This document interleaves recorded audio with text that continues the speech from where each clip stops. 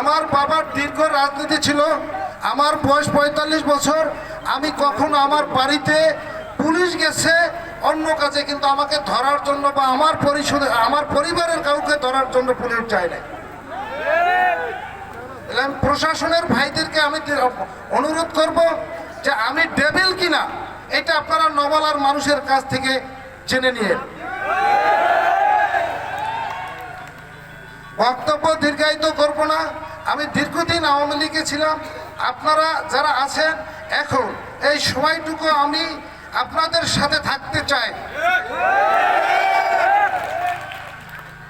আপনারা আমাদের প্রিয় নেতা, যাকে বাংলাদেশ জাতীয়তাবাদী দল বিএনপি মনোনীত করেছেন, জনাব শহীদুল আলম তালুকদারকে 12 তারিখ সারাদিন ধানের শীষ মাত্রায় ভোট দিন।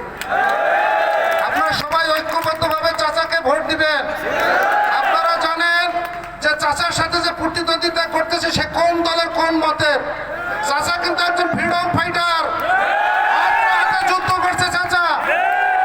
অতএব আমাদের দায়িত্ব হয়েছে নওমালার সকল মানুষকে দল মত নির্বিশেষে সবাইকে ঐক্যবদ্ধভাবে চাচাকে বিপুল ভোটের মাধ্যমে বিজয় করতে হবে।